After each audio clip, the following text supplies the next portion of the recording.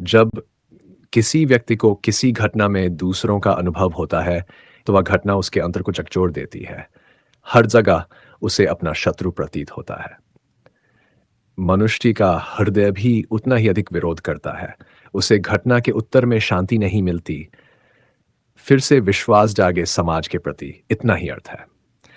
किंतु जिसके हृदय में धर्म नहीं, वह उसे छोड़कर वैर और प्रतिशोध को अपनाता है। हिंसा के बदले प्रतिहिंसा की भावना लेकर चलता है। स्वयं भोगी हुई पीड़ा से भी कई गुना अधिक पीड़ा देने का प्रयत्न करता है, और इस मार्ग पर चलते चलते अन्य को दंड देने वाला स्वयं अन्याय करने लगता है। पर जहां आहत होता है वहां प्रत्याघात भी होता है। जैसा कर्म वैसा फल। यदि किसी को प्रेम दोगे तो सुख प्राप्त होगा, यदि किसी की हत्या करोगे तो मृत्यु दंड मिलेगा। ऐसा कार्य वैसा ही न्याय। तो फिर राष्ट्र के पश्चाताप का कोई मूल्य नहीं? अवश्य है। इसीलिए क्या कभी विचार किया है, जो स्थिति अथवा वस्तु भय को जन्म देती है, क्या वास्तव में वही दुख का कारण है? भय धारण करने से भविष्य के दुख का निवारण नहीं होता। भय केवल आने वाले दुख की कल्पना मात्र ही है। ये अंदाज में संगीत धीरे बढ़ता है, परंतु मनुष्य ये बात देर से समझता है कि भय, क्रोध, प्रतिशोध ये सब भीतर से जन्म लेते हैं। बाहर की दुनिया इन्हें केवल छूती है, जगाती नहीं। जब मन डरता है तो वही मन क्रोधित भी होता है, और जब क्रोधित होता है तो वह सही गलत का भेद भूल जाता है। इसलिए कहा गया है, मन ही मनुष्य का मित्र है और मन ही मनुष्य का शत्रु। जो अपने मन को जीत लेता है वह दुनिया के किसी भी कष्ट से नहीं टूटता, और जो मन से हार जाता है वह छोटी सी घटना में भी पूरी दुनिया को अपना शत्रु मान लेता है। लेकिन इस संघर्ष में सबसे बड़ी बात यह है कि घाव जितना बाहर नहीं, अंदर अधिक होता है। मनुष्य बाहर दिखाई देने वाले आघात से कम और भीतर नम भरने वाले घाव से अधिक दुखी होता है। इसलिए प्रतिशोध का मार्ग क्षणिक सुख तो देता है, पर जीवन भर का संताप छोड़ जाता है कि प्रतिशोध कभी समाप्त नहीं होता। एक प्रतिशोध दूसरे प्रतिशोध को जन्म देता है। समय के साथ जब मन शांत होता है, तब समझ आता है कि क्षमा करना हारना नहीं, बल्कि अपने आप को मुक्त करना है। क्षमा करने से दूसरा नहीं बदलता, हम बदलते हैं।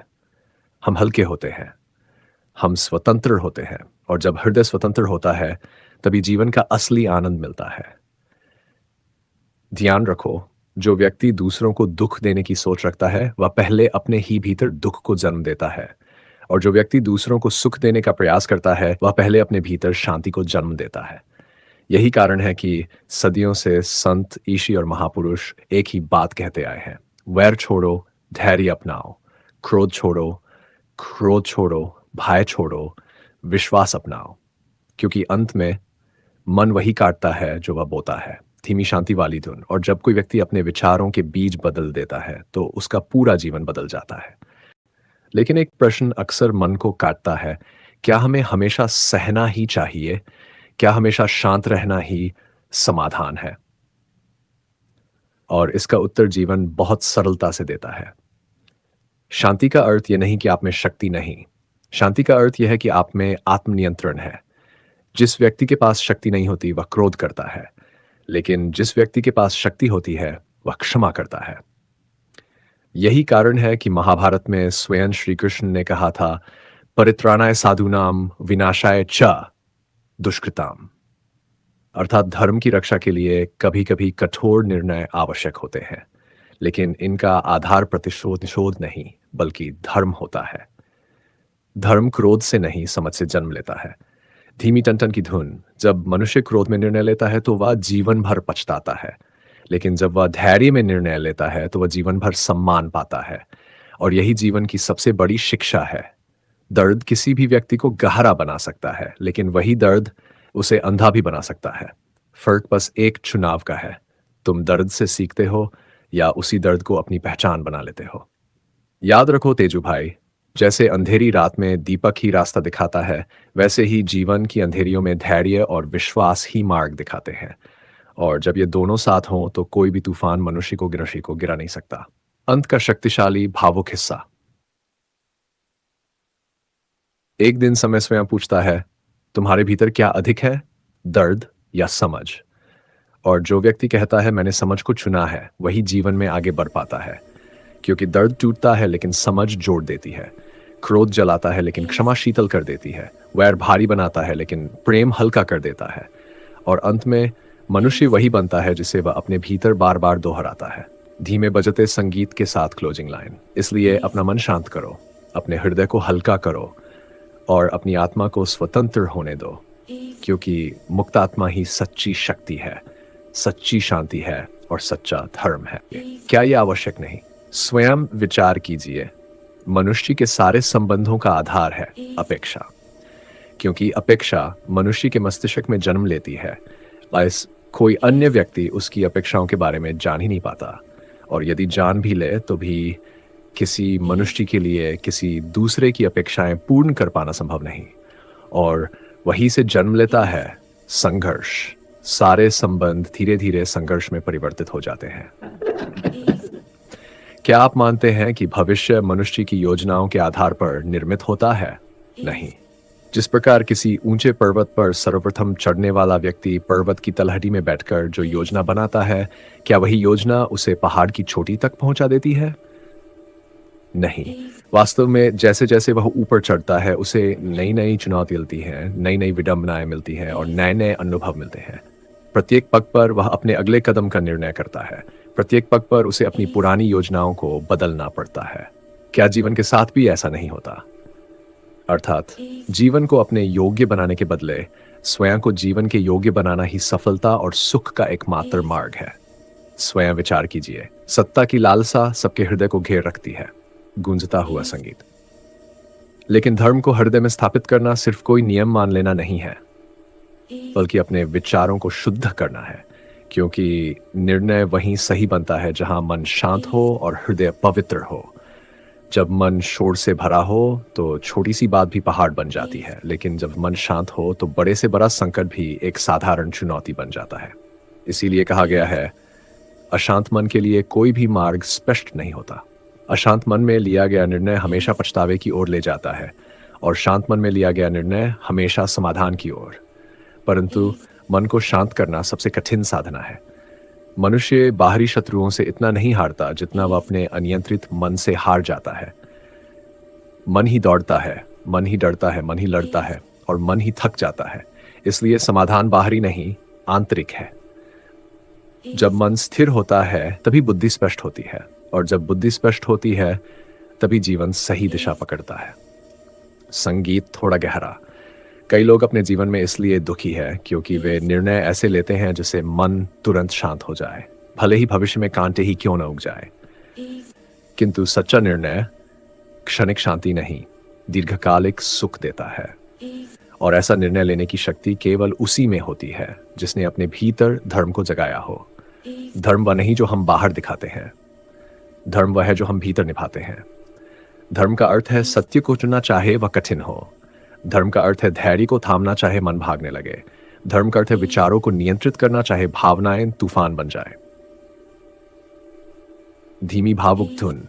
जब हृदय में धर्म स्थापित होता है तो परामर्श स्वीकार करना आसान हो जाता है, क्योंकि तब मनुष्य अहंकार से नहीं बुद्धि से सुनता है, और जब सुनना सही हो तभी निर्णय सही हो सकते हैं। अंत में मनुष्य वही पहुंचता है जहां उसके निर्णय उसे ले जाते हैं, और निर्णय वहीं से जन्म लेते हैं जहां उसका मन स्थित है। इसलिए मन को शांत करो, हृदय को धर्म से भर दो और बुद्धि को सत्य के मार्ग पर चलने दो, क्योंकि शांति से लिया गया निर्णय ही मनुष्य को भविष्य के दुखों से बचाता है होता है। लेकिन एक और बात समझनी आवश्यक है, मनुष्य सिर्फ दूसरों की वजह से दुखी नहीं होता। कई बार वह अपने ही विचारों से, अपने ही भय से, अपने ही भ्रम से घिर जाता है, और जब भ्रम बढ़ जाता है तो सत्य दिखाई देना बंद हो जाता है। मनुष्य सोचता है मैं दुख से बच रहा हूं, पर वास्तव में वह उसी दुख की ओर बढ़ रहा होता है जिससे बचना चाहता है। यही तो अद्भुत विरोधाभास है। भय से भागने वाला सबसे जल्दी भय में गिरता है। इसलिए कहा गया है, भागना समाधान नहीं, स्वीकार करना समाधान है। जब हम किसी स्थिति को स्वीकार कर लेते हैं तो उसका डर समाप्त हो जाता है, क्योंकि डर वह नहीं जो बाहर है, डर वह है जो भीतर है। कृष्ण जान शैली वाली गहराई। श्री कृष्ण ने एक बार अर्जुन से कहा था, अर्जुन तू युद्ध भूमि से नहीं डर रहा, तू अपने मन से डर रहा है। और यही स्थिति आज हर व्यक्ति की है। लड़ाई बाहर नहीं है, लड़ाई भीतर है। श्री कृष्ण कहते हैं, जो मन को जीत लेता है वह संसार को भी जीत लेता है, लेकिन जो मन से हार जाता है वह छोटे से भय में भी डूब जाता है। अर्जुन ने पूछा, मन को शांत कैसे किया जाए? और श्री कृष्ण ने कहा, वैरागी और अभ्यास से। वैरागी जो अनावश्यक है उसे छोड़ देना, अभ्यास जो आवश्यक है उसे अपनाते रहना। और जब ये दोनों मिल जाते हैं तो मन शांत होने लगता है। गहरी भावुक एंडिंग। धीरे धीरे मनुष्य समझता है कि कष्ट से बचने का मार्ग कष्ट से भागना नहीं, उसका सामना करना है। भय से मुक्त होने का मार्ग भय को नकारना नहीं, उसे पहचानना है। और शांति पाने का मार्ग स्थिति बदलना नहीं, स्वयं को बदलना है।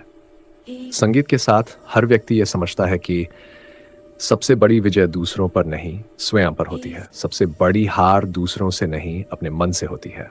और सबसे बड़ी शांति दुनिया बदलने से नहीं, अपने हृदय को बदलने से मिलती है। अंत में जीवन वही लौट आता है जो हम भीतर बोते हैं। यदि आप शांति बोते हो तो शांति पाओगे, यदि धर्म बोते हो तो सत्य पाओगे, और यदि प्रेम बोते हो तो आनंद स्वयं चलकर आएगा। क्या यह आवश्यक नहीं? स्वयं विचार कीजिए। मनुष्य के सारे संबंधों का आधार है अपेक्षा, क्योंकि अपेक्षा मनुष्य के मस्तिष्क में जन्म लेती है। बस कोई अन्य व्यक्ति उसकी अपेक्षाओं के बारे में जान ही नहीं पाता, और यदि जान भी ले तो भी किसी मनुष्य के लिए किसी दूसरे की अपेक्षाएं पूर्ण कर पाना संभव नहीं। और वहीं से जन्म लेता है संघर्ष। सारे संबंध धीरे धीरे संघर्ष में परिवर्तित हो जाते हैं। क्या आप मानते हैं कि भविष्य मनुष्य की योजनाओं के आधार पर निर्मित होता है? नहीं। जिस प्रकार किसी ऊंचे पर्वत पर सर्वप्रथम चढ़ने वाला व्यक्ति पर्वत की तलहटी में बैठकर जो योजना बनाता है, क्या वही योजना उसे पहाड़ की चोटी तक पहुंचा देती है? नहीं। वास्तव में जैसे जैसे वह ऊपर चढ़ता है उसे नई नई चुनौती मिलती हैं, नई नई विडंबनाएं मिलती हैं और नए नए अनुभव मिलते हैं। प्रत्येक पग पर वह अपने अगले कदम का निर्णय करता है। प्रत्येक पग पर उसे अपनी पुरानी योजनाओं को बदलना पड़ता है। क्या जीवन के साथ भी ऐसा नहीं होता? अर्थात जीवन को अपने योग्य बनाने के बदले स्वयं को जीवन के योग्य बनाना ही सफलता और सुख का एकमात्र मार्ग है। स्वयं विचार कीजिए। सत्ता की लालसा सबके हृदय को घेर रखती है। थोड़ी देर बाद उस युवक ने धीरे से पूछा, पर जब दिल टूट जाता है, जब भरोसा ही खत्म हो जाता है, तब इंसान क्या करे? उस व्यक्ति ने आसमान की ओर देखा, गहरी सांस ली और बोला, दर्द। दर्द कोई समस्या नहीं है। दर्द तो संकेत है कि तुम अभी भी इंसान हो, अभी भी महसूस करना जानते हो।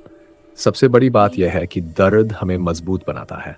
वही दर्द जो आज तुम्हें रुला रहा है, कल तुम्हें सिखाएगा कि किस पर भरोसा करना है और किस से दूरी बनाकर रखना है। युवक ध्यान से सुन रहा था, मानो किसी ने उसके दिल की बहस खत्म कर दी हो। वह व्यक्ति आगे बोला, इस दुनिया में दो तरह के लोग मिलेंगे, एक वो जो तुम्हें गिराकर जाएंगे और दूसरे वो जो तुम्हें संभाल कर जाएंगे। पहले वाले तुम्हारी परीक्षा है और दूसरे वाले तुम्हारी पहचान। फिर उसने युवक के कंधे पर हाथ रखा और कहा, कभी भी किसी की बुराई अपने दिल में मत बैठाओ। दिल जैसी जगह इतनी छोटी है कि वहां बुराई रखती तो अच्छाई की जगह कहां बचेगी। युवक की आंखों से आंसू टपक पड़े। उसने कहा, पर मैं अकेला महसूस करता हूं। वह व्यक्ति मुस्कुराया और बोला, जो व्यक्ति अपने अंदर अच्छाई रखता है वह कभी अकेला नहीं रहता, क्योंकि अच्छाई का रास्ता हमेशा थोड़ा सुनसान होता है, लेकिन यही रास्ता तुम्हें सही मंजिल तक पहुंचाएगा। वह युवक धीरे धीरे शांत हो रहा था, लेकिन उसके मन में अभी भी एक सवाल अधूरा था। उसने पूछा, अगर हमारे अच्छे होने का फायदा लोग उठाएं तो क्या फिर भी हमें अच्छा ही बने रहना चाहिए? उस व्यक्ति ने हल्की मुस्कान के साथ कहा, अच्छा होना कोई मजबूरी नहीं है, अच्छा होना एक चुनाव है। और याद रखना, जो लोग तुम्हारी अच्छाई का फायदा उठाते हैं वे तुम्हें नहीं, अपने कर्मों को धोखा दे रहे होते हैं, क्योंकि जीवन एक दर्पण है। तुम जैसा दोगे वैसा ही जीवन किसी न किसी रूप में वापस लौटा कर देगा। युवक हैरान होकर पूछता है, तो क्या बुरा करने वाले का भी हिसाब होता है? वह व्यक्ति बोला, होता है, पर तुम्हारे देखने के अनुसार नहीं, तुम्हारे समय के अनुसार नहीं। जीवन का न्याय धीमा जरूर है, पर अधूरा कभी नहीं। थोड़ी देर रुककर वह बोला, और सबसे बड़ी बात, यदि किसी की बुराई देखकर तुम अपनी अच्छाई छोड़ दोगे तो तुम वही बन जाओगे जिससे तुम खुद नफरत करते हो। इसलिए अच्छाई मत छोड़ो। दूरी बनानी है, सीमा तय करनी है, पर दिल की रोशनी कभी मत बुझने देना। युवक के चेहरे पर पहली बार हल्की सी शांति दिखी। उसने पूछा, पर मैं अपने मन को कैसे संभालूं? कभी कभी मन बहुत परेशान कर देता है। वह व्यक्ति मुस्कुराकर बोला, मन को समझना मन को दबाने से आसान है। मन वही करता है जो उसे आदत होती है। अगर तुम उसे डर दो, वह डराएगा। अगर तुम उसे उम्मीद दो, वह तुम्हें रास्ता दिखाएगा। अगर तुम उसे शांति सिखाओ, वह तुम्हें शांति देगा। फिर उसने आखिरी बात कही, जीवन हमेशा कठिन नहीं होता। कठिन सिर्फ वह समय होता है जब तुम सीख रहे होते हो। सीख खत्म, संघर्ष भी खत्म। इसलिए संघर्ष से मत डरना, वही भविष्य का सबसे बड़ा शिक्षक है। युवक अब बिल्कुल शांत था, मानो उसके भीतर एक तूफान थम चुका हो। वह युवक धीरे धीरे शांत हो रहा था, लेकिन उसके मन में अभी भी एक सवाल अधूरा था। उसने पूछा, अगर हमारे अच्छे होने का फायदा लोग उठाएं तो क्या फिर भी हमें अच्छा ही बने रहना चाहिए? उस व्यक्ति ने हल्की मुस्कान के साथ कहा, अच्छा होना कोई मजबूरी नहीं है। अच्छा होना एक चुनाव है। और याद रखना, जो लोग तुम्हारी अच्छाई का फायदा उठाते हैं वे तुम्हें नहीं, अपने कर्मों को धोखा दे रहे होते हैं। क्योंकि जीवन एक दर्पण है। तुम जैसा दोगे वैसा ही जीवन किसी न किसी रूप में वापस लौटा कर देगा। युवक हैरान होकर पूछता है, तो क्या बुरा करने वाले का भी हिसाब होता है? वह व्यक्ति बोला, होता है, पर तुम्हारे देखने के अनुसार नहीं, तुम्हारे समय के अनुसार नहीं। जीवन का न्याय धीमा जरूर है, पर अधूरा कभी नहीं। थोड़ी देर रुककर वह बोला, और सबसे बड़ी बात, यदि किसी की बुराई देखकर तुम अपनी अच्छाई छोड़ दोगे तो तुम वही बन जाओगे जिससे तुम खुद नफरत करते हो। इसलिए अच्छाई मत छोड़ो। दूरी बनानी है, सीमा तय करनी है, पर दिल की रोशनी कभी मत बुझने देना। युवक के चेहरे पर पहली बार हल्की सी शांति दिखी। उसने पूछा, पर मैं अपने मन को कैसे संभालूं? कभी कभी मन बहुत परेशान कर देता है। वह व्यक्ति मुस्कुराकर बोला, मन को समझना मन को दबाने से आसान है। मन वही करता है जो उसे आदत होती है। अगर तुम उसे डर दो, वह डराएगा। अगर तुम उसे उम्मीद दो, वह तुम्हें रास्ता दिखाएगा। अगर तुम उसे शांति सिखाओ, वह तुम्हें शांति देगा। फिर उसने आखिरी बात कही, जीवन हमेशा कठिन नहीं होता।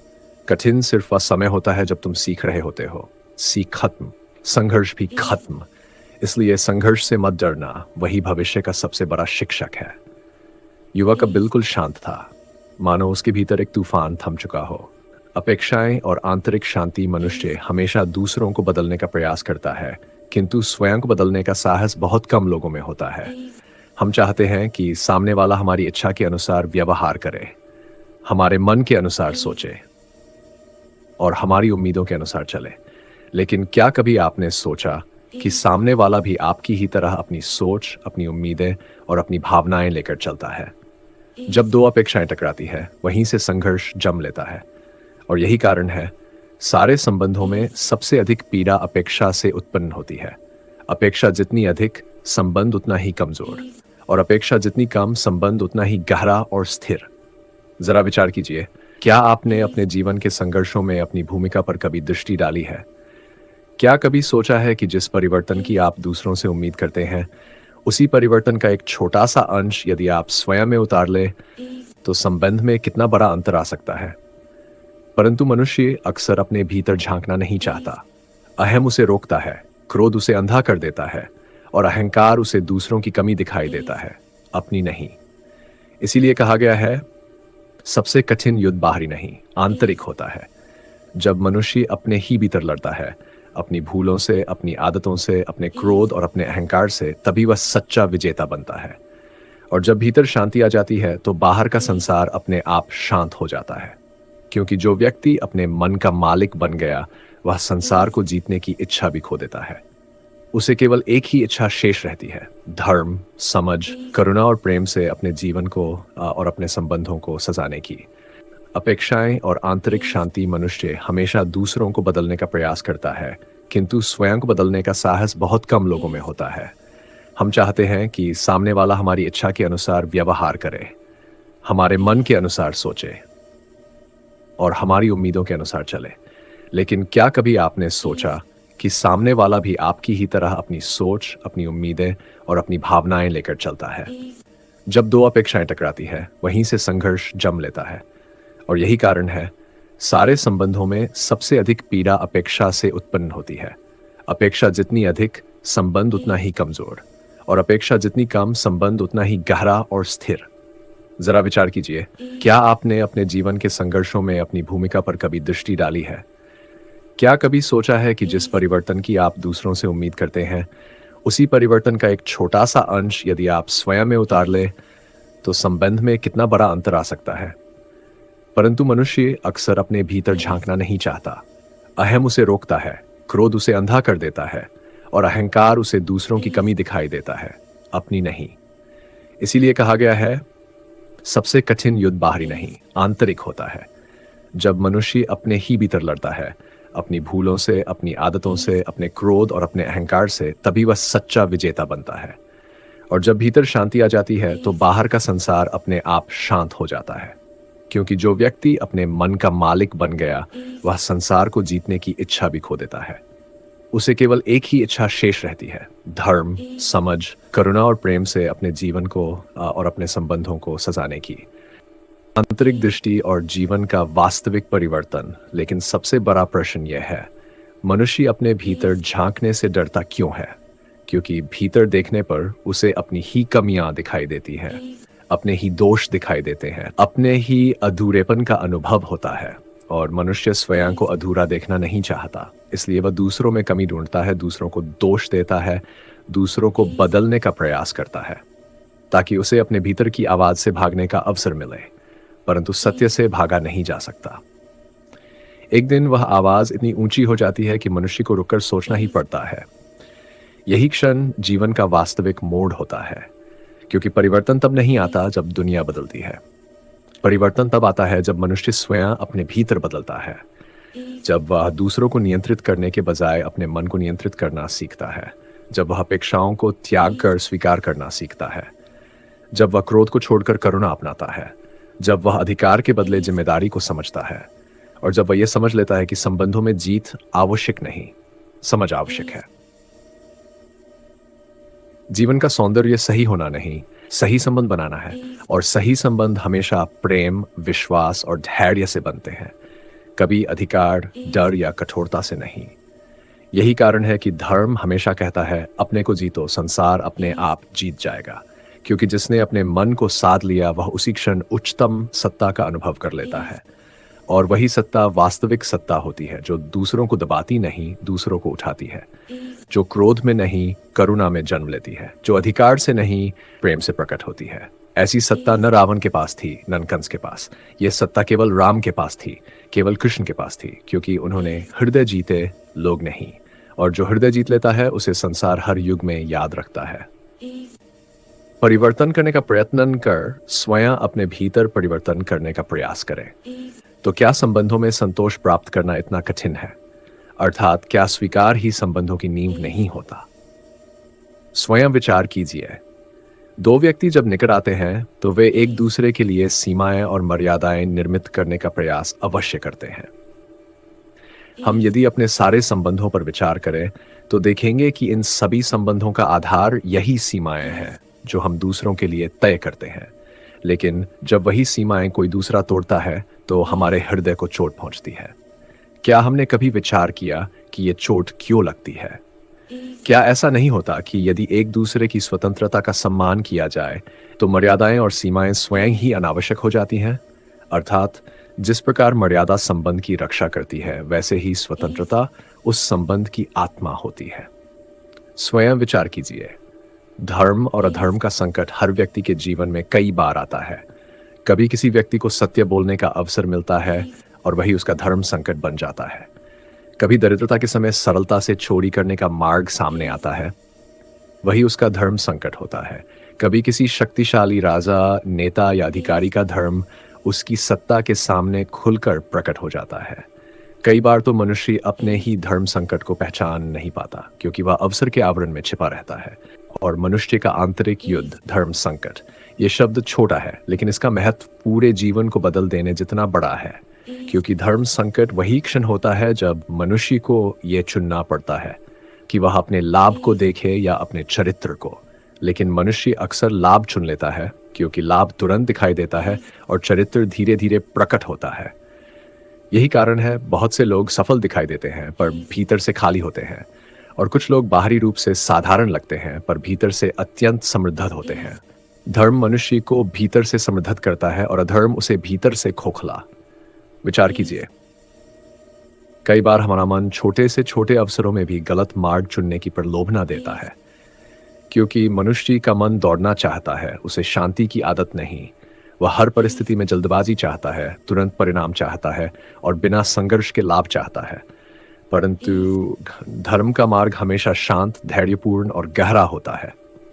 धर्म का मार्ग तुरंत लाभ नहीं देता, वह जीवन भर का संतोष देता है, और जीवन में संतोष ही सबसे बड़ा धन है, क्योंकि जिसके पास संतोष है वह किसी भी स्थिति में अपनी शांति नहीं खोता। अब विचार कीजिए, जब हम दूसरों पर सीमाएं लागू करते हैं, उनकी स्वतंत्रता बांधते हैं, उनका निर्णय छीन लेते हैं, तो क्या हम वास्तव में संबंध को सुरक्षित कर रहे होते हैं? नहीं, हम उसका अस्तित्व कमजोर कर रहे होते हैं, क्योंकि संबंध नियंत्रण से नहीं, विश्वास से चलते हैं। मर्यादा डर से नहीं, सम्मान से टिकती है। स्वतंत्रता अव्यवस्था नहीं, संबंध की सच्ची आत्मा है। जो संबंध एक दूसरे की स्वतंत्रता का सम्मान करते हैं वे कभी टूटते नहीं, क्योंकि वहां पर विश्वास की नींव होती है, अहंकार की नहीं। यही कारण है, जहां स्वतंत्रता और सम्मान होते हैं वहीं प्रेम जीवित रहता है, और जहां स्वतंत्रता का हनन होता है वहां संबंध धीरे धीरे थकने लगते हैं, टूटने लगते हैं और समाप्त हो जाते हैं। इसलिए कहा गया है, स्वतंत्रता संबंध की आत्मा है और सम्मान उसकी सांस। सम्मान और मन की सच्ची परीक्षा। लेकिन जीवन में एक बात हमेशा याद रखिए, संबंध तब नहीं टूटते जब दो लोग एक दूसरे से दूर हो जाते हैं। संबंध तब टूटते हैं जब दो लोग एक दूसरे की महत्ता भूल जाते हैं, जब सम्मान कम होने लगता है, जब समझ खत्म होने लगती है, जब संवाद की जगह धारणा ले लेती है, तब संबंध खामोशी में बिखरना शुरू हो जाते हैं। विचार कीजिए, दूरियां कभी दर्द नहीं देती, दर्द देता है वह पल जब कोई अपना हमें महत्व देना छोड़ देता है। और यह महत्व कब खोता है? जब हम संबंधों पर अधिकार तो रखते हैं लेकिन जिम्मेदारी नहीं। हर संबंध में जिम्मेदारी दो प्रकार की होती है, एक सामने वाले को समझने की और दूसरी स्वयं को नियंत्रित करने की। मनुष्य अक्सर पहली जिम्मेदारी निभाता है, दूसरे को समझने की कोशिश करता है, उसे समझाता है, उसे बदलने की बात करता है। लेकिन दूसरी जिम्मेदारी स्वयं को नियंत्रित करने की, अपने शब्द, अपने क्रोध, अपने अहंकार, अपनी अपेक्षाएं संभालने की, वहीं पर वह असफल हो जाता है। यही असफलता जीवन में बड़े बड़े संघर्ष जन्म देती है, क्योंकि संबंध कभी भी दो परिपूर्ण व्यक्तियों के बीच नहीं बनते। संबंध दो अपूर्ण व्यक्तियों के बीच बनते हैं जो एक दूसरे को पूर्ण बनाने का प्रयास करते हैं, और यह प्रयास सफल होता है जब दिल में धर्म हो, हृदय में करुणा हो, मन में शांति हो और व्यवहार में नम्रता हो। विचार कीजिए, यदि एक व्यक्ति क्रोधित है तो क्या दो क्रोध मिलकर शांति जन्म दे सकते हैं? यदि एक व्यक्ति कठोर है तो क्या दूसरी कठोरता संबंध को सुरक्षित कर सकती है? यदि एक व्यक्ति टूट रहा है तो क्या ताने और शिकायतें उसे जोड़ सकती हैं? नहीं, कभी नहीं। संबंधों को जोड़ने वाली शक्ति न कठोरता है, न अधिकार, न अपेक्षा। संबंधों को जोड़ने वाली शक्ति केवल एक है, करुणा, और करुणा का स्रोत धर्म है। जब हृदय में धर्म होता है तो व्यक्ति अपने शब्द को भी तोलकर बोलता है, दूसरे के कष्ट को भी अपना मानता है और दूसरे की स्वतंत्रता का भी सम्मान करता है। यही धर्म संबंध को बचाता है, विचार को बदलता है और जीवन में शांति लाता है।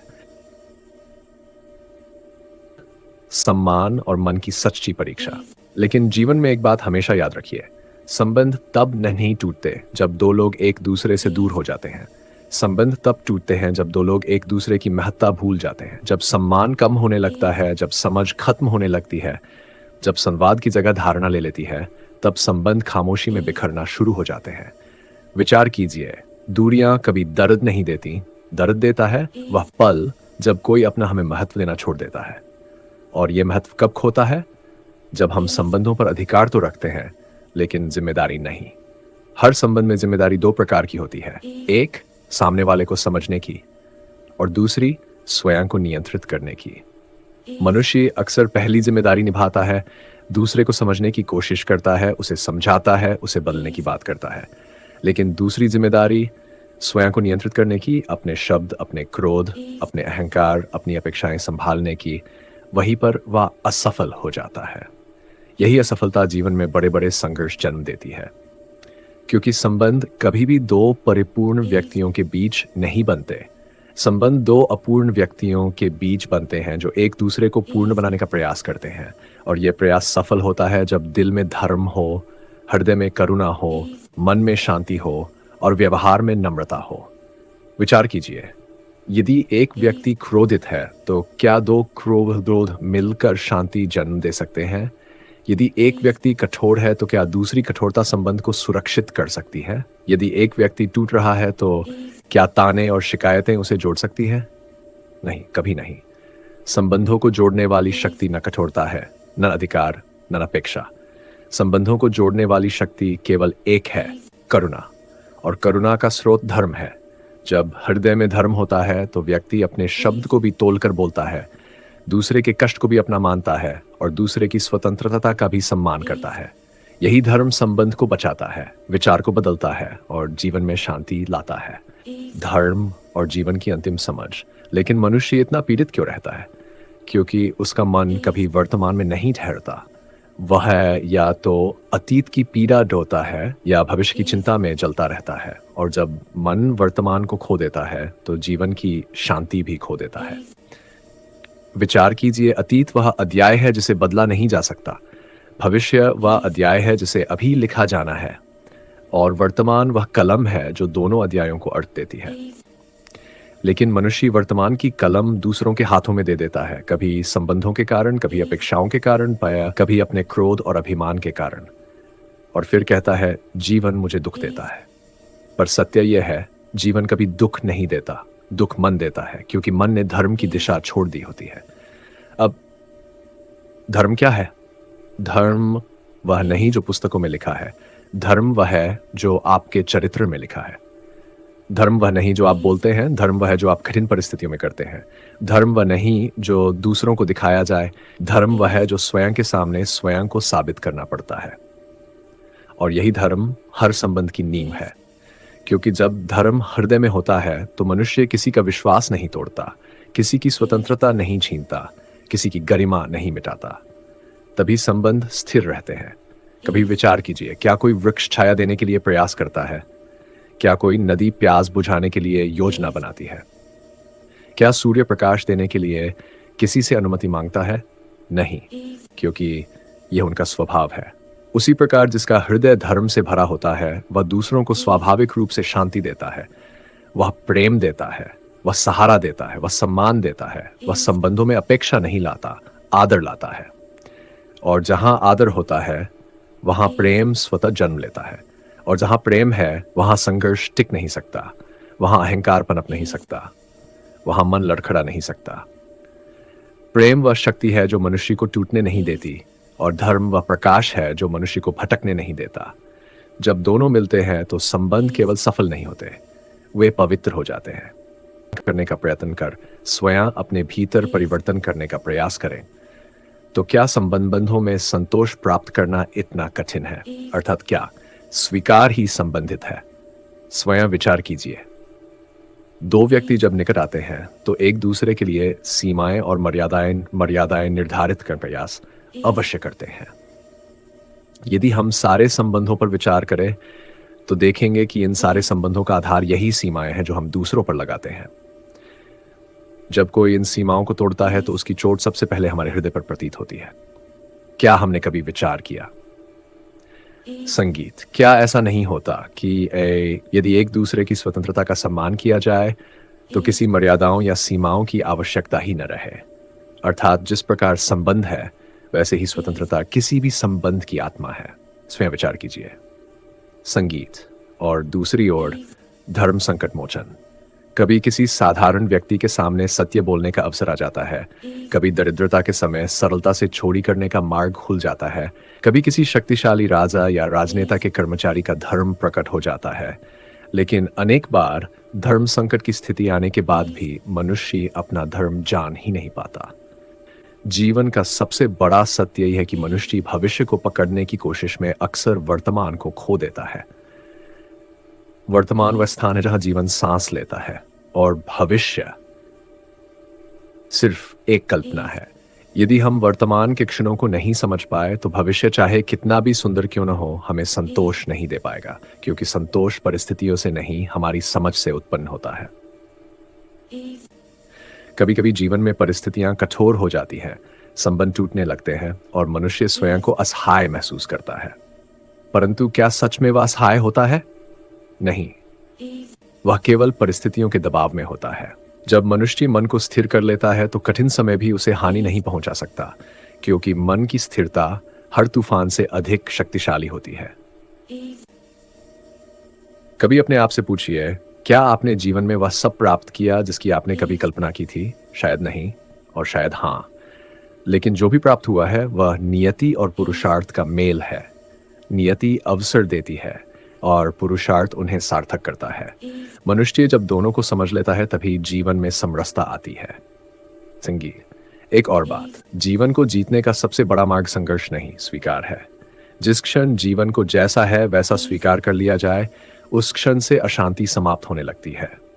स्वीकार का अर्थ हार नहीं बल्कि समझ है, और समझ मनुष्य को उस शक्ति तक पहुंचाती है जहां किसी भी परिस्थिति का सामना शांति से किया जा सके। जीवन का सबसे बड़ा सत्य यह है कि मनुष्य भविष्य को पकड़ने की कोशिश में अक्सर वर्तमान को खो देता है। वर्तमान वह स्थान है जहां जीवन सांस लेता है और भविष्य सिर्फ एक कल्पना है। यदि हम वर्तमान के क्षणों को नहीं समझ पाए तो भविष्य चाहे कितना भी सुंदर क्यों न हो हमें संतोष नहीं दे पाएगा, क्योंकि संतोष परिस्थितियों से नहीं हमारी समझ से उत्पन्न होता है। कभी कभी जीवन में परिस्थितियां कठोर हो जाती हैं, संबंध टूटने लगते हैं और मनुष्य स्वयं को असहाय महसूस करता है। परंतु क्या सच में वह असहाय होता है? नहीं, वह केवल परिस्थितियों के दबाव में होता है। जब मनुष्य मन को स्थिर कर लेता है तो कठिन समय भी उसे हानि नहीं पहुंचा सकता, क्योंकि मन की स्थिरता हर तूफान से अधिक शक्तिशाली होती है। कभी अपने आप से पूछिए, क्या आपने जीवन में वह सब प्राप्त किया जिसकी आपने कभी कल्पना की थी? शायद नहीं, और शायद हाँ। लेकिन जो भी प्राप्त हुआ है वह नियति और पुरुषार्थ का मेल है। नियति अवसर देती है और पुरुषार्थ उन्हें सार्थक करता है। मनुष्य जब दोनों को समझ लेता है तभी जीवन में समरसता आती है। संगीत, एक और बात, जीवन को जीतने का सबसे बड़ा मार्ग संघर्ष नहीं, स्वीकार है। जिस क्षण जीवन को जैसा है वैसा स्वीकार कर लिया जाए, उस क्षण से अशांति समाप्त होने लगती है।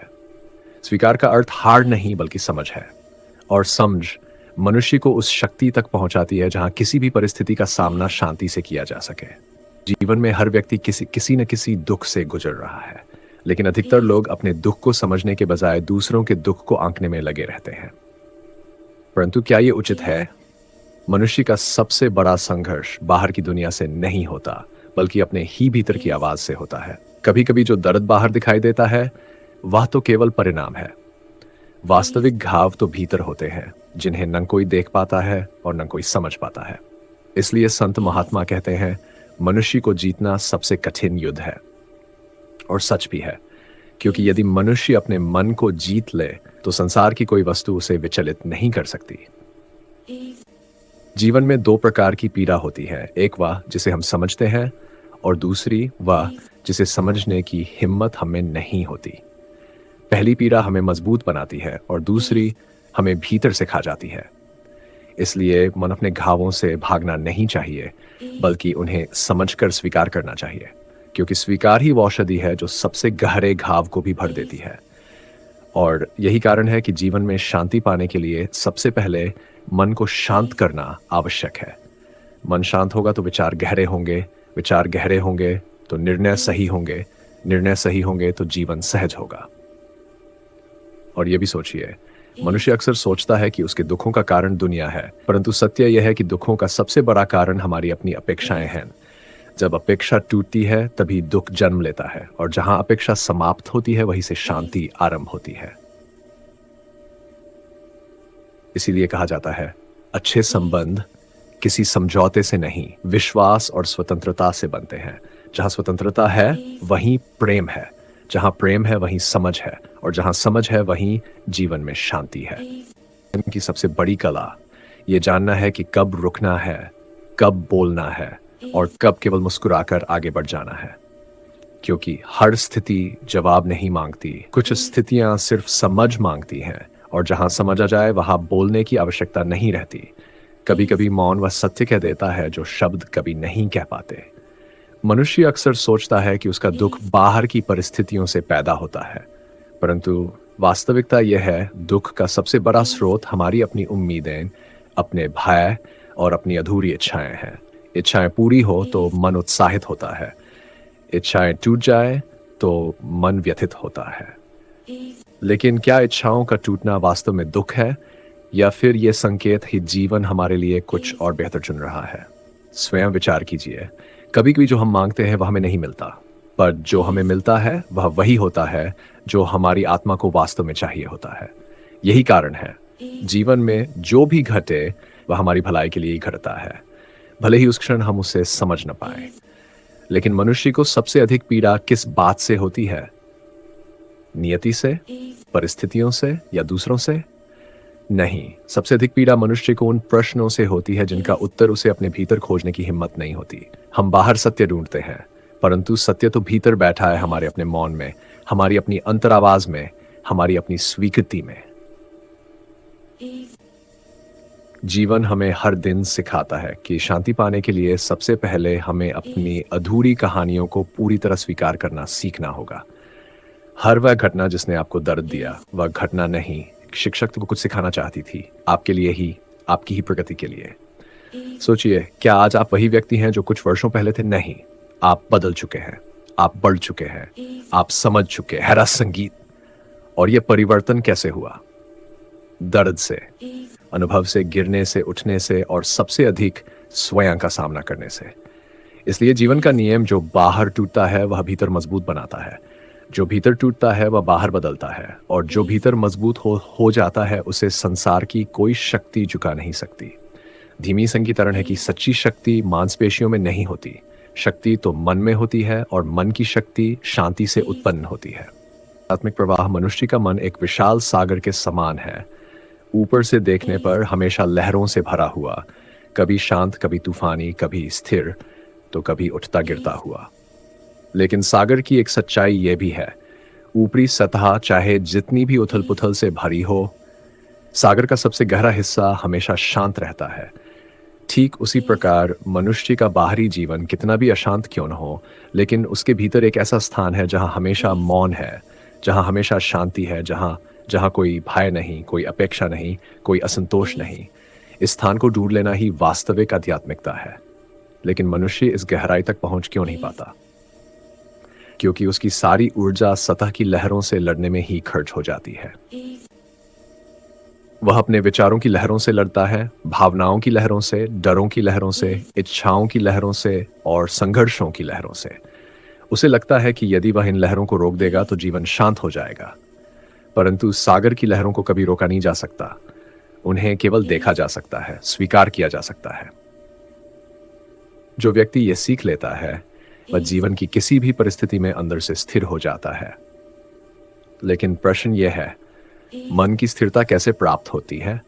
यह स्थिरता न घर बदलने से मिलती है, न शहर बदलने से, न लोगों को बदल देने से, न परिस्थितियों को नियंत्रित करने से। वास्तविक शांति मन को देखना सीखने से मिलती है। मन कहीं भाग रहा हो, क्रोध में हो, भय में हो, दुख में हो, असंतोष में हो, तो बस उसे देख लो। उसे पकड़ने की कोशिश मत करो, उसे बदलने की कोशिश मत करो, उसे रोकने की कोशिश मत करो। सिर्फ देखो, बस साक्षी बन जाओ। यही साक्षी भाव मनुष्य को धीरे धीरे सागर की गहराई तक ले जाता है। मन की समस्याओं का समाधान मन से नहीं मिलता, मन से ऊपर उठने से मिलता है।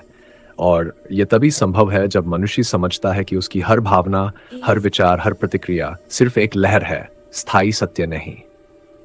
आप दुखी है, यह सत्य नहीं, यह सिर्फ एक अनुभव है। आप क्रोधित है, यह सत्य नहीं, यह सिर्फ एक प्रतिक्रिया है। आप भयभीत है, यह सत्य नहीं, यह केवल एक पना है। सत्य केवल आप है, आपकी उपस्थिति, आपकी चेतना, आपका मौन। जब यह समझ भीतर बैठ जाती है तो जीवन का अर्थ बदलने लगता है। तब मनुष्य को एहसास होता है कि वह परिस्थितियों से नहीं, अपने विचारों से लड़ रहा था। दुनिया उसके विरोध में नहीं थी, वह खुद ही अपने विरोध में खड़ा था। कभी सोचिए, जीवन में जितनी भी समस्याएं आईं, क्या वे वास्तविक थीं या हमारा मन ही उन्हें बड़ा चढ़ाकर दिखा रहा था? बहुत बार वास्तविक समस्या छोटी होती है और मन उसे बड़ा बना देता है। इसीलिए बुद्ध ने कहा था, मन ही समस्या है और मन ही समाधान। धीमी सोचिए, क्या हमारा दुख हमारी परिस्थितियों से होता है या उन परिस्थितियों को देखने के ढंग से? दो व्यक्ति एक ही घटना का सामना करते हैं, एक टूट जाता है, दूसरा मजबूत हो जाता है। घटना एक ही थी, तो फर्क कहाँ था? फर्क था दृष्टिकोण में। जिसने परिस्थिति को सिखाने वाली घटना माना वह बढ़ गया, जिसने परिस्थिति को सजा माना वह रुक गया। जीवन में सबसे सबसे महत्वपूर्ण कला है अर्थ देना। आप किसी घटना को क्या अर्थ देते हैं, उसी अर्थ के अनुसार वह घटना आपके लिए सुख बनती है या दुख बन जाती है। यदि अपमान हुआ, आप सोच सकते हैं कि यह बुरा हुआ, या आप ये भी सोच सकते हैं कि यह मेरे अहंकार को कम करने का अवसर था। यदि आर्थिक हानि हुई, आप सोचें कि जीवन समाप्त हो गया, या यह भी सोच सकते हैं कि जीवन ने नया मार्ग दिखाने की कोशिश की है। यदि कोई व्यक्ति छोड़कर चला गया, आप इसे दुर्भाग्य मान सकते हैं, या यह भी सोच सकते हैं कि जो लोग आपकी ऊर्जा को नहीं समझते, उनका हट जाना ही सही था। धीमी धुन। अर्थ बदलते ही जीवन बदलने लगता है, और जब मनुष्य हर घटना के पीछे ईश्वर का संकेत देखना शुरू कर देता है, तब जीवन सरल हो जाता है, सुंदर हो जाता है, शांत हो जाता है। लेकिन ये शांति प्राप्त करने के लिए कई बातें समझनी होती हैं। पहली बात, स्वीकार। जो है उसे स्वीकार करो। दूसरी बात, छोड़ना। जिसे पकड़े रहने से दुख हो रहा है उसे छोड़ दो। तीसरी बात, वर्तमान में जीना। भूतकाल का बोझ उतार दो, भविष्य की चिंता छोड़ दो। चौथी बात, तुलना समाप्त करो। तुलना हमेशा दुख का कारण है। पांचवी बात, कृतज्ञता। जो मिला है उसके लिए धन्यवाद दो, क्योंकि जो मिला है उसी में आपकी अगली खुशी छिपी होती है। अब एक और गहरी बात, मनुष्य के अधिकांश दुख इच्छाओं के कारण होते हैं। इच्छाएं बुरी नहीं हैं, इच्छाएं तो जीवन का ईंधन है। लेकिन इच्छाओं का स्वामी बनो, दास नहीं। जब इच्छा पूरी हो जाए तो धन्यवाद दो, नन हो जाए तो धैर्य रखो, लेकिन इच्छा को अपने मन पर शासन मत करने दो। अगर मनुष्य अपनी इच्छा पूरी करने के लिए अपनी शांति खो दे, तो वह इच्छा सुख की नहीं, दुख की जड़ बन जाती है। अब सोचिए, मनुष्य के लिए योजना बनाता है, बहुत अच्छी बात है, लेकिन भविष्य की चिंता में वर्तमान नष्ट कर देता है। यह गलत है। भविष्य की सुरक्षा के लिए आज की शांति खो देना बुद्धिमानी नहीं, क्योंकि भविष्य हमेशा अनिश्चित है, लेकिन वर्तमान हमेशा हमारे हाथ में है। जो व्यक्ति वर्तमान को पूरी सजगता, पूरी बुद्धि, पूरी शांति से जीता है, उसका भविष्य स्वयं सुंदर हो जाता है। संगीत धीरे धीरे संबंधों की जो किसी भी मनुष्य के जीवन का सबसे संवेदनशील पक्ष है। संबंधों में दुख क्यों होता है? क्योंकि हम लोगों को बदलने की कोशिश करते हैं, लेकिन एक सत्य यह है, आप किसी को नहीं बदल सकते। आप केवल अपनी ऊर्जा, अपनी भाषा, अपनी व्यवहार और अपनी प्रतिक्रिया को बदल सकते हैं। और आश्चर्य की बात यह है, जब आप बदल जाते हैं तो सामने वाला व्यक्ति अपने आप बदलने लगता है। संबंधों में सबसे बड़ी समस्या अपेक्षा है। आप दूसरे से अपनी सोच के अनुसार व्यवहार की उम्मीद करते हैं, लेकिन दूसरे व्यक्ति की सोच, संस्कार, अनुभव और मानसिकता आपसे अलग है, तो वह कैसे आपकी तरह व्यवहार कर सकता है? इसीलिए कहा गया है, संबंधों में स्वीकार जरूरी है, नियंत्रण नहीं। हम गलती ये करते हैं कि जैसे ही संबंध बनता है, हम सीमाएं बनाने लगते हैं। ये करो, ये मत करो, ये ठीक है, ये गलत है, ये ऐसा क्यों किया, वो वैसा क्यों कहा। परंतु सीमाएं संबंधों को सुरक्षा नहीं देती, सीमाएं संबंधों को घुटन देती है। संबंध केवल दो बातों पर टिकते हैं, स्वतंत्रता और विश्वास। जहां स्वतंत्रता है वहां प्रेम है, जहां विश्वास है वहां सम्मान है, जहां सम्मान है वहां शांति है, और जहां शांति है वहां संबंध अमर हो जाते हैं। अब एक और गहरी बात समझिए, धर्म संकट। जीवन में जब भी कोई कठिन परिस्थिति आती है, तो मनुष्य का धर्म उसके सामने प्रकट होता है। कभी कभी सत्य बोलने का अवसर मिलता है, पर उससे हानि भी हो सकती है। कभी किसी की मदद करने का अवसर मिलता है, पर परिस्थितियां विरोध में होती हैं। कभी लोभ, क्रोध, कष्ट, भय या प्रलोभन हमारे धर्म की परीक्षा लेते हैं। धर्म संकट से मनुष्य डर जाता है। उसे लगता है कि परिस्थिति कठिन है, लेकिन वास्तव में परिस्थिति कठिन नहीं होती, मन कठिन होता है। सही धर्म को पहचानना और भय के बावजूद सही निर्णय लेना, यही मनुष्य का वास्तविक साहस है। अब बात करते हैं आत्मा की यात्रा। जो जन्म से मृत्यु तक चलती रहती है। आत्मा शांत है, निर्मल है, अजन्मा है, अमर है। वह दुख अनुभव करती है, पर दुख उसे चिपक नहीं सकता। दुख मन को होता है, आत्मा को नहीं। आत्मा क्रोधित नहीं होती, मन क्रोधित होता है। आत्मा भयभीत नहीं होती, मन भयभीत होता है। इसलिए जिसे अपने मन पर विजय मिल जाती है, उसे संसार पर कोई विजय नहीं करनी पड़ती। संसार स्वयं उसके आगे झुक जाता है। अब एक अंतिम पर सबसे आवश्यक बात, जीवन का अर्थ। जीवन का अर्थ सिर्फ जीना नहीं है। जीवन का अर्थ समझना है, सीखना है, आत्मा को विकसित करना है। सफलता महत्वपूर्ण है, परंतु शांति उससे भी अधिक महत्वपूर्ण है। धन आवश्यक है, परंतु संतोष उससे भी महत्वपूर्ण है। संबंध सुंदर है, परंतु स्वयं का संबंध इन सबसे ऊपर है। वह व्यक्ति धनवान नहीं जिसके पास बहुत कुछ है, वह धनवान है जिसे जो है उसी में आनंद मिल जाता है। और अंत में जीवन के हर क्षण को धीरे धीरे पूर्ण सजगता से जीने की कला सीखिए, क्योंकि जीवन भागता नहीं। जीवन हमेशा उसी जगह आपका इंतजार करता है जहां आपका मन शांत होता है। जैसे जैसे मनुष्य अपने भविष्य के लिए चिंतित होता है, वह अपने वर्तमान को भूलने लगता है। वह जिस क्षण में जी रहा है उसे देखने की दृष्टि खो देता है। यही कारण है कि जो सुख उसके पास आज है, वही उसकी आंखों से ओझल हो जाता है, और वह उस सुख को ढूंढते ढूंढते जीवन भर भटकता रहता है, जो दरअसल उसी के समीप बैठा हुआ था। वास्तव में भविष्य की चिंता मन के द्वार पर बैठा एक अदृश्य चोर है, जो चुपचाप हमारा वर्तमान चुरा लेता है और हमें पता भी नहीं चलता। जब मनुष्य ये सोचने लगता है कि आज मैं ये निर्णय लूं ताकि कल मुझे सुख मिले, तो वह जीवन की सबसे बड़ी भूल करता है, क्योंकि सुख किसी निर्णय का परिणाम नहीं, सुख तो मन की अवस्था है। मन शांत हो तो साधारण भोजन भी प्रसाद बन जाता है, और मन अशांत हो तो महलों में भी घुटन महसूस होती है। जीवन का सत्य यही है, सुख बाहर नहीं, भीतर उत्पन्न होता है। मनुष्य जितना बाहर खोजता है, उतना ही भीतर खाली होता जाता है। इसलिए कहा गया है, जो मिला है उसका सम्मान करो, और जो नहीं मिला उसे पाने का मोह मत पालो, कि जो तुम्हारे लिए बना है वो समय आने पर स्वयं तुम्हारे पास पहुंच जाएगा।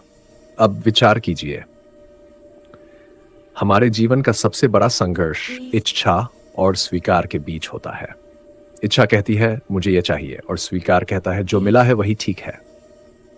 अगर इच्छा जीत गई तो मन बेचैन होगा, अगर स्वीकार जीत गया तो मन शांत होगा। और हर संबंध, हर परिस्थिति, हर मुश्किल इसी एक बात पर टिकी है, हम स्वीकार करना सीखते हैं या नहीं। जीवन में कितनी बार ऐसा होता है कि हम सोचते हैं कि कोई व्यक्ति हमें समझे, हमारी अपेक्षाएं पूरी करे, हमारा सम्मान करे, पर वह नहीं करता। तब हम दुखी हो जाते हैं। लेकिन क्या हमने कभी यह सोचा कि वह व्यक्ति हमारी अपेक्षाओं के बारे में जान भी नहीं पाता। जिस अपेक्षा को हमने मन में जन्म दिया है वह केवल हमारी है। दूसरा व्यक्ति उसके बारे में जानता ही नहीं, समझता ही नहीं। फिर वह कैसे पूरी करेगा? यही कारण है संबंध टूटते नहीं, उम्मीदें टूटती है। जब संबंध उम्मीदों पर बनते हैं तो टूटना निश्चित है। जब संबंध स्वीकार पर बनते हैं तो जीवन भर बने रहते हैं। स्वीकार का अर्थ यह नहीं कि आप अपने आप को मिटा दो, नहीं। स्वीकार का अर्थ है जैसा जीवन सामने रखे उसे पहले समझो, फिर निर्णय करो। लेकिन मनुष्य समझने से पहले ही निर्णय लेता है। इसी कारण वह जीवन भर गलतियों और पश्चाताप में उलझा रहता है। धर्म संकट केवल महाभारत में नहीं होते। धर्म संकट आज भी हमारे भीतर जन्म लेते हैं। जब सत्य बोलने का अवसर मिलता है तो हृदय डरता है, कहीं संबंध न टूट जाए, कहीं सामने वाला दुखी न हो जाए। जब गलत को गलत कहना होता है तो मन कहता है छोड़ो, क्या जरूरत है। इसी प्रकार जब अवसर मिलता है कि हम किसी की मदद कर सकते हैं, तब भी मन बहाने ढूंढता है, मेरे पास समय नहीं, मेरे पास क्षमता नहीं। यही धर्म संकट है जो प्रतिदिन हमारे जीवन में आते हैं, पर हम पहचान नहीं पाते। धर्म किसी ग्रंथ में लिखा हुआ शब्द नहीं, धर्म तो हर क्षण हमारा निर्णय है।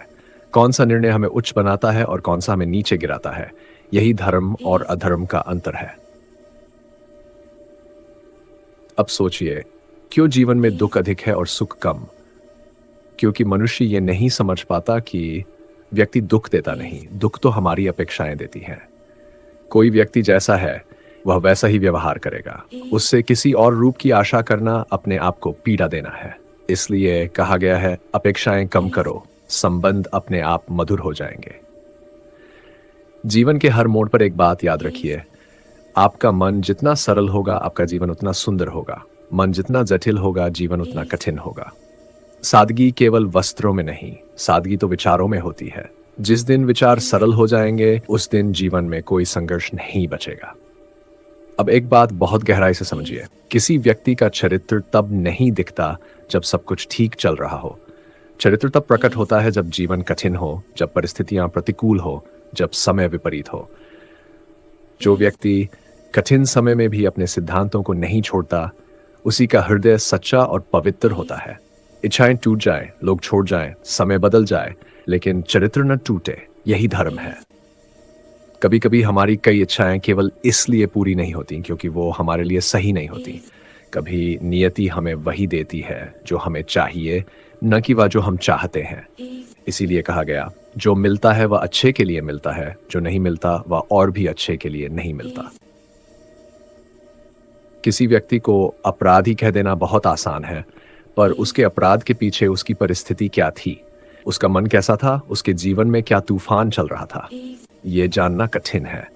इसीलिए सजा देना आसान है, पर न्याय करना कठिन, क्योंकि न्याय का आधार क्रोध नहीं, करुणा है। और जहां करुणा है, वहां क्षमा अपने आप आ जाती है। जीवन में आगे बढ़ने का एक ही मार्ग है, अपने मन को बदलो। दुनिया अपने आप बदल जाएगी, आप दूसरों को बदलने की कोशिश मत करो। दूसरों पर नियंत्रण पाना असंभव है, पर अपने ऊपर नियंत्रण पाना भगवान का वरदान है। मन शांत होगा तो हर संबंध सुंदर होगा, मन अशांत होगा तो हर संबंध बोझ लगेगा। स्वयं से पूछिए, क्या मैं अपने मन का स्वामी हूं? मन मेरा स्वामी है। जैसे नदी अपनी दिशा स्वयं बनाती है, वैसे ही आपका मन आपके जीवन की दिशा बनाता है। अगर मन स्वच्छ है तो दिशा भी उत्तम होगी, अगर मन अशुद्ध है तो दिशा भी त्रुटियों से भरी होगी। अब समझिए, जीवन में सुख पाने का मार्ग सिर्फ दो शब्दों में बंधा है, स्वीकार और समर्पण। जो है उसे स्वीकार करो, जो नहीं है उसे पाने का आग्रह मत करो, और जो मिलेगा उसे भगवान की इच्छा समझकर स्वीकार करो। यही शांति का मार्ग है, यही मोक्ष का मार्ग है, यही धर्म का मार्ग है। दृश्यों के लिए तैयार, और तभी वह व्यक्ति थोड़ा मुस्कुराया, जैसे किसी गहरी बात को महसूस कर चुका हो।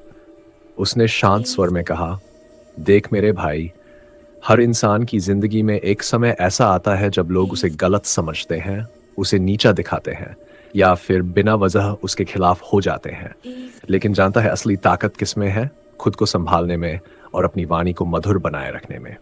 उसकी बातें सुनकर सामने वाला युवक थोड़ा सहज हुआ, लगा कोई उसके घाव पर मरहम लगा रहा हो। वह व्यक्ति फिर बोला, जिस दिन तुम अपनी वाणी पर नियंत्रण कर लोगे, उस दिन दुनिया की कोई ताकत तुम्हें हरा नहीं सकती, क्योंकि तलवार से भी ज्यादा तेज एक इंसान की बोली होती है, जो किसी को बना भी सकती है और किसी को तोड़ भी सकती है। युवक की आंखें भर आई। उसने कहा, पर लोग तो समझते ही नहीं, चाहे कितनी भी कोशिश कर लो। इस पर उस व्यक्ति ने हल्के से हंसकर कहा, दुनिया को बदलना तुम्हारा काम नहीं है। अपनी सोच बदलो, तुम्हारी दुनिया खुद ब खुद बदल जाएगी। बस इतना याद रखना, दूसरों के व्यवहार का जवाब हमेशा अपने संस्कारों से देना, यही असली जीत है। यह सुनकर वहां खड़े सभी लोग थोड़ी देर तक चुप हो गए, जैसे किसी ने अंदर की गहराई पर चोट कर दी हो। एक व्यक्ति अपना एक राष्ट्र निर्मित करने का प्रयत्न अवश्य करता है। फिर वह राष्ट्र गुरु राष्ट्र की भांति बहुत बड़ा हो या सीमित, वह सत्ता प्राप्त करने का प्रयास अवश्य करता है। किंतु सत्ता का वास्तविक रूप क्या है? मनुष्य जितना अधिक दूसरों पर प्रभाव डालता है, वह सत्ता का उतना ही अधिक अनुभव करता है, और सत्ता का वास्तविक स्वरूप है अन्य के जीवन पर स्वयं का प्रभाव। किंतु क्या वास्तविक प्रभाव प्रेम, दया, करुणा और धर्म से निर्मित नहीं होता? जब भी मनुष्य ठोरता और अधर्म से सत्ता प्राप्त करने का प्रयास करता है, तब वह दूसरों के हृदय में विरोध और विद्रोह को जन्म देता है। परिणाम, कुछ समय के लिए वह स्वयं को प्रभावशाली और शक्तिशाली अवश्य महसूस करता है, पर वह वास्तविक सत्ता नहीं होती। यही कारण है कि रावण और कंस जैसे उदाहरण हमेशा हमें चेतावनी देते हैं। विचार अवश्य करें, क्या आपके सारे संबंधों ने आपको संपूर्ण संतोष दिया है? विचार कीजिए, हमारा जीवन संबंधों पर आधारित है, हमारी सुरक्षा संबंधों पर आधारित है। इसी कारण जीवन के सारे सुख और दुख भी संबंधों से ही जन्म लेते हैं। किंतु फिर भी हमें सबसे अधिक पीड़ा संबंधों से ही क्यों प्राप्त होती है? संघर्ष भी संबंधों से ही क्यों उत्पन्न हो जाते हैं, कभी विचार किया? जी। मनुष्य हमेशा दूसरों को परिवर्तन करने का प्रयास करता है। अगर चाहे तो मैं